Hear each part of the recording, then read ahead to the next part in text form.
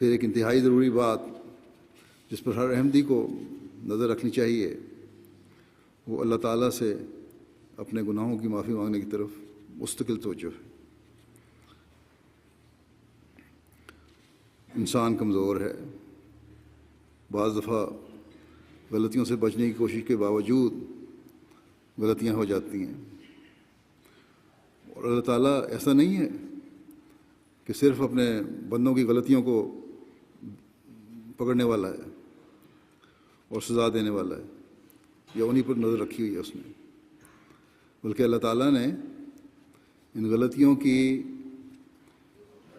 معافی اور آئندہ ان سے بچنے کا طریقہ بھی ہمیں بتایا ہے، اور وہ ہے استغفار۔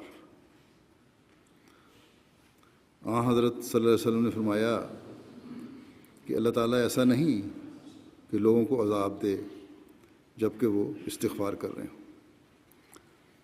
لوگ استغفار کر رہے ہیں تو چند بھی استغفار کرنے والے ہوں تو بہت ساروں کو کی سزا معاف ہو جاتی ہے، ان کی وجہ سے وہ دوسرے بھی بچائے جاتے ہیں۔ حضرت مسیح علیہ الصلوۃ والسلام اس بارے میں فرماتے ہیں کہ بعض آدمی ایسے ہیں کہ ان کو گناہ کی خبر نہیں ہوتی، اور بعض ایسے ہیں کہ ان کو گناہ کی خبر ہوتی ہے بعض کو، اور بعض ایسے ہیں کہ ان کو گناہ کی خبر بھی نہیں ہوتی۔ اس لیے اللہ تعالیٰ نے ہمیشہ کے لیے استغفار کا التزام کروایا ہے، خبر ہو یا نہ ہو استغفار کرتا رہے انسان۔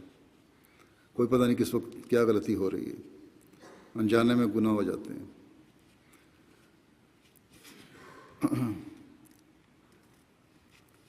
فرمایا کہ استغفار کا التزام کروایا ہے کہ انسان ہر ایک گناہ کے لیے، خواہ وہ ظاہر کا ہو خواہ باطن کا، اسے علم ہو یا نہ ہو، اور ہاتھ اور پاؤں اور زبان اور ناک اور کان اور آنکھ اور سب قسم کے گناہوں سے استغفار کرتا رہے۔ یعنی سارے جو اعضاء ہیں انسان کے، مختلف اعضاء ہیں، وہ گناہ کا ذریعہ بن جاتے ہیں،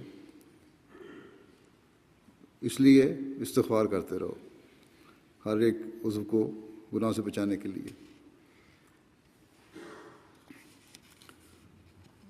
اس لیے فرمایا کہ گناہ کا ذریعہ بن جاتے ہیں، اس لیے اللہ تعالیٰ کی پناہ میں رہنے کی کوشش کرنی چاہیے۔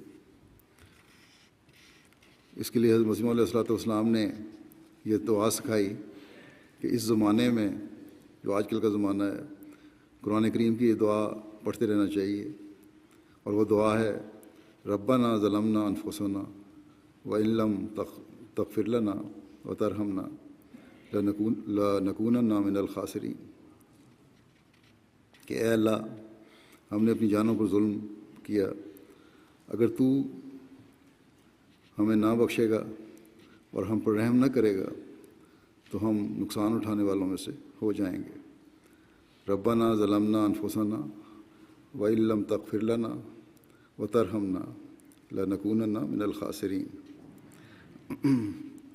آپ فرماتے ہیں کہ جب خدا سے طاقت طلب کریں یعنی استغفار کریں تو روح القدس کی تائید سے ان کی کمزوری دور ہو سکتی ہے۔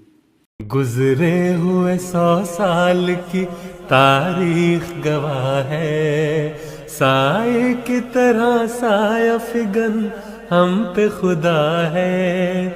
گزرے ہوئے 100 سال کی تاریخ گواہ ہے، سائے کی طرح سایہ فگن ہم پہ خدا ہے۔